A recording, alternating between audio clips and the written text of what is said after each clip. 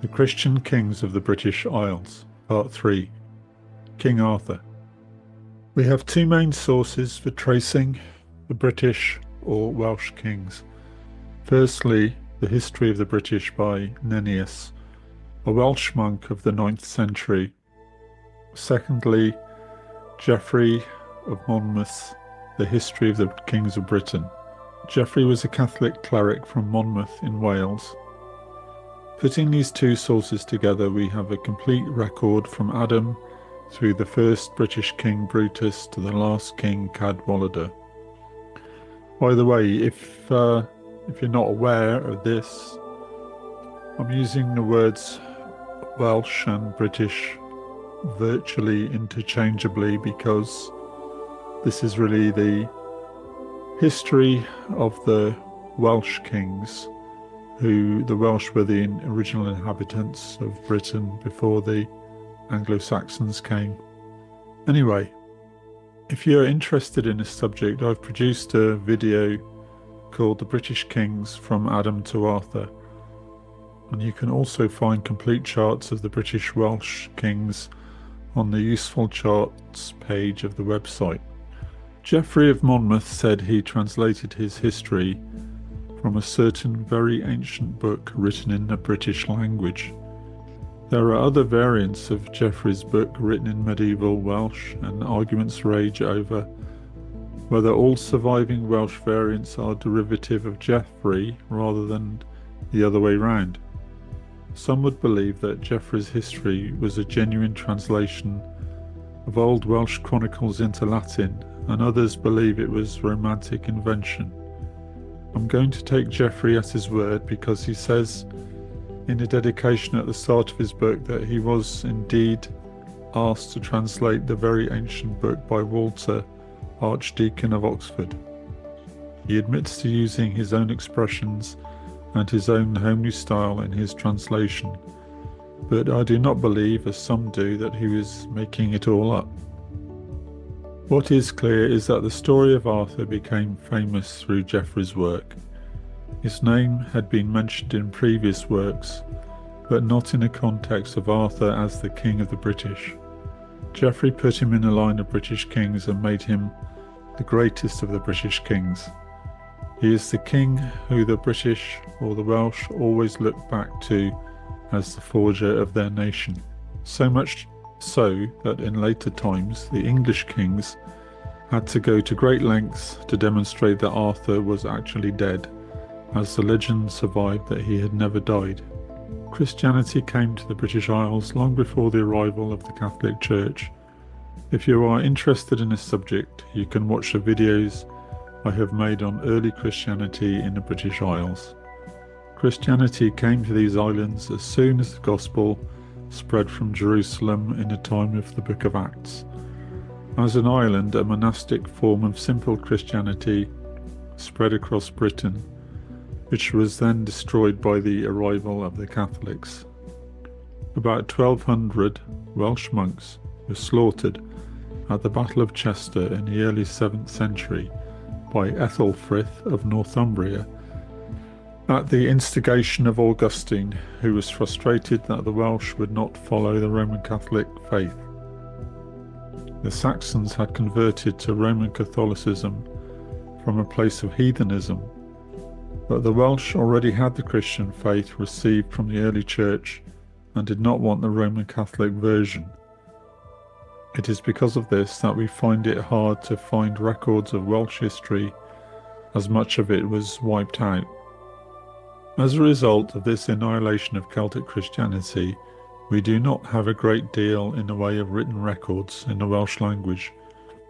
Some historical material does survive in Welsh from medieval times.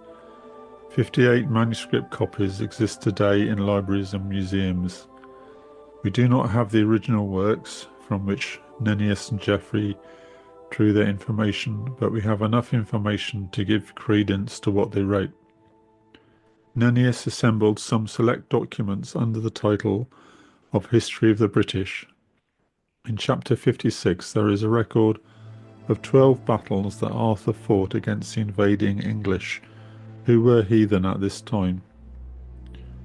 Arthur is represented as a Christian warrior. In the 8th battle, it is reported that the heathen were put to flight on that day, and there was a great slaughter upon them through the power of our Lord Jesus Christ and the power of the Holy Virgin Mary, his mother.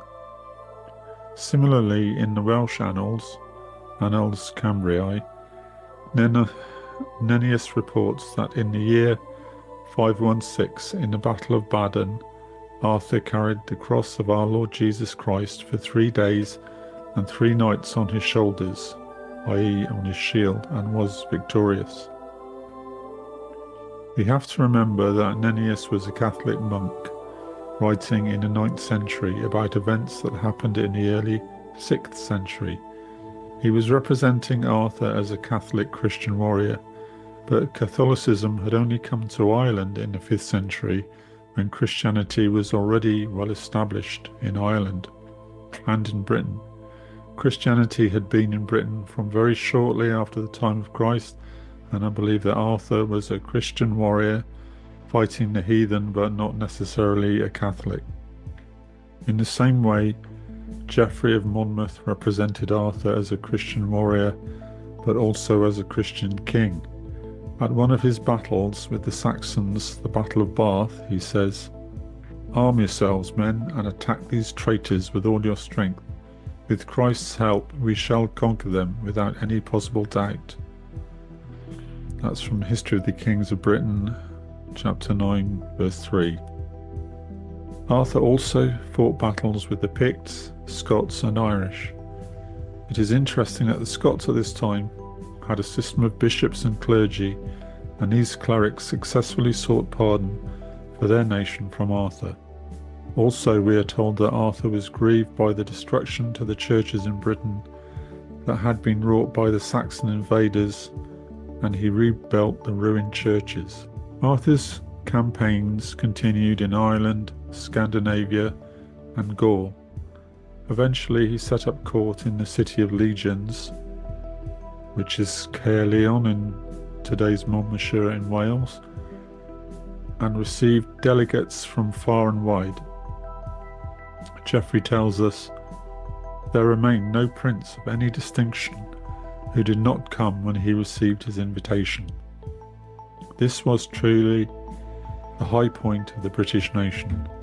Geoffrey tells us that at this point Britain had reached such a standard of sophistication that it excelled all other kingdoms.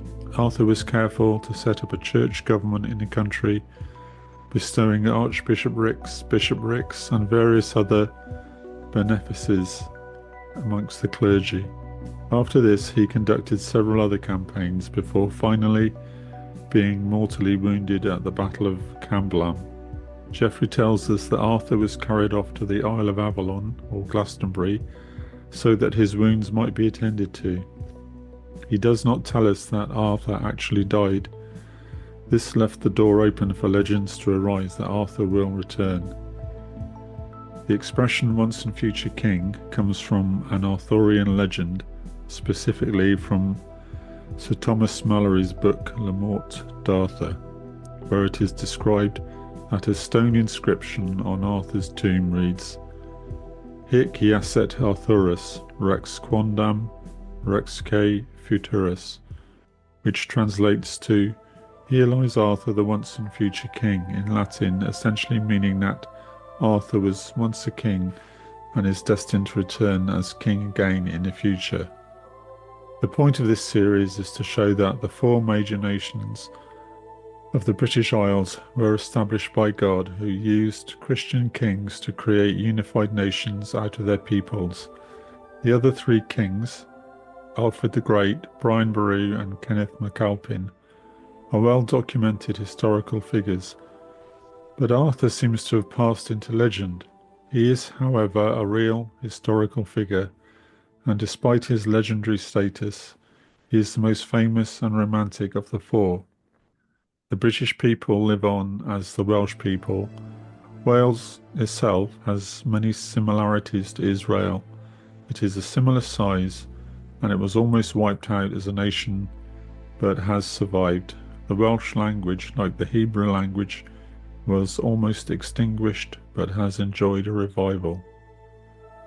Wales, throughout history, tends to be the place where the embers of Christianity in Britain tend to be restoked when they are growing dim. King Arthur himself has always remained as a symbol of British and Welsh nationhood. So thank you for listening. If you found this video interesting, you can find more information at prophecy-workshop.com.